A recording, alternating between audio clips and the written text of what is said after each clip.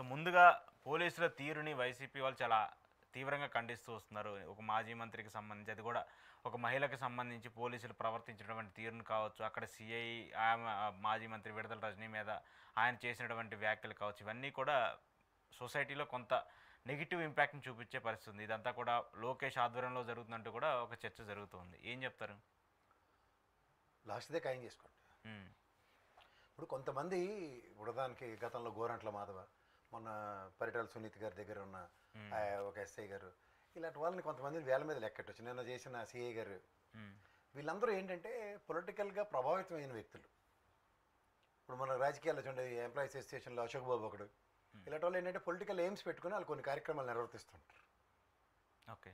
So వీళ్ళందరినీ మనం చూసిన తర్వాత తెలుసుకోవాల్సిన విషయం ఏంటంటే, పొలిటికల్ వ్యవస్థ కూడా అలాంటి క్యారెక్టర్స్ని ఐడెంటిఫై చేసి వాళ్ళ త్రూగా చేసే కొన్ని కార్యక్రమాల కింద ఇట్లా వివరించాలి. ఓకే. ఇప్పుడు ఎండ్ ఆఫ్ ద డే ఎవరు బ్లేమ్ తీసుకుంటారు అంటే పోలీస్ డిపార్ట్మెంట్ బ్లేమ్ చేస్తారు.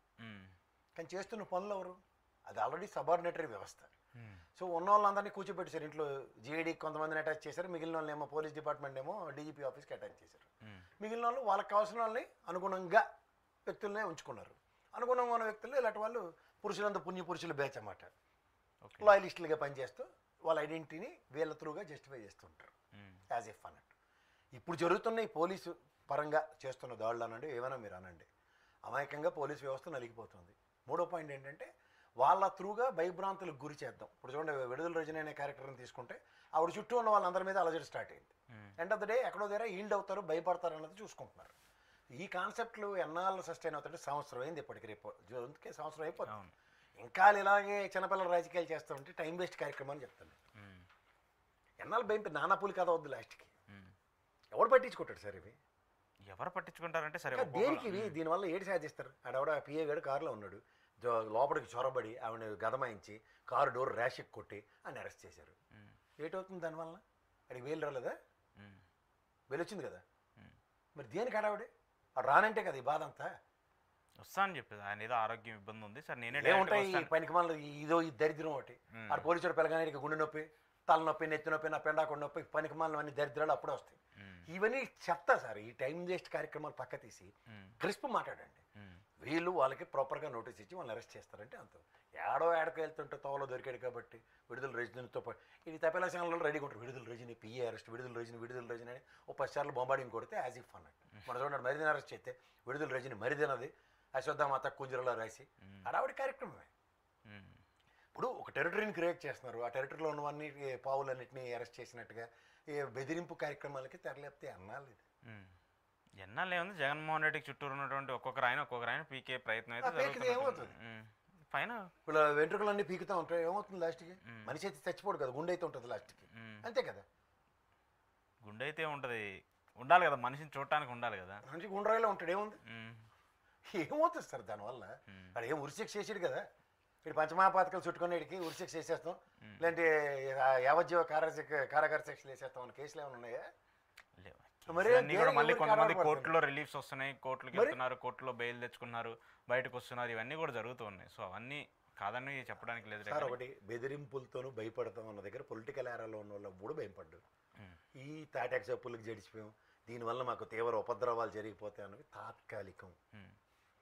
వీళ్ళంటే సంవత్సరం పాటు కాలక్షేపం చేసే కార్యక్రమానికి తెరలేపుకున్నారు కాబట్టి సంవత్సరం గడిచిపోయింది. పనికి వచ్చిన పనులు ఏం చేయట్లేదు. ప్రజలు అట్నుంచి వీళ్ళు ఇట్ని తరుగు వస్తుంటే అట్నుంచి ప్రజలు వస్తుంటారు పరిగెట్టుకుని. ఏటి విషయం ఎన్నసేట అని.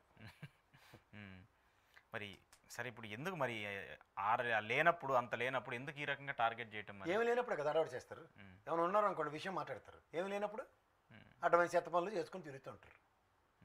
చంద్రబాబు గారు స్థాయిలో చేసి పనులు అవే చేయరు కదా ఆయన.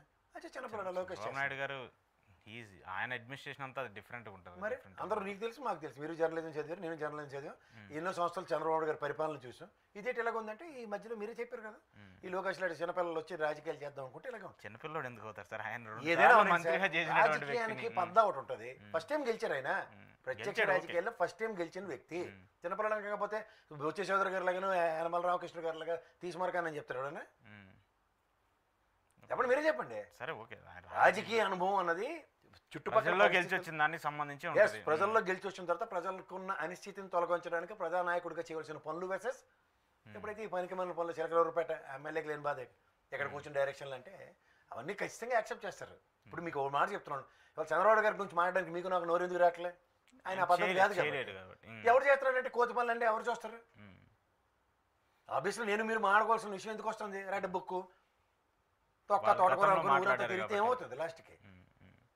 ఇప్పుడు దీనికి మళ్ళీ జగన్మోహన్ రెడ్డి మళ్ళీ రివర్స్ కౌంటర్ ఇస్తున్నారు కదా.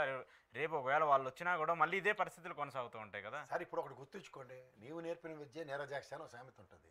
నువ్వు ఈ పనికిమాల పని చేసి కూర్చుంటారు కార్యకర్తల మనోబలం గమ్మున ఉంటారా? డెఫినెట్గా ఉంటారు. వాళ్ళు కూడా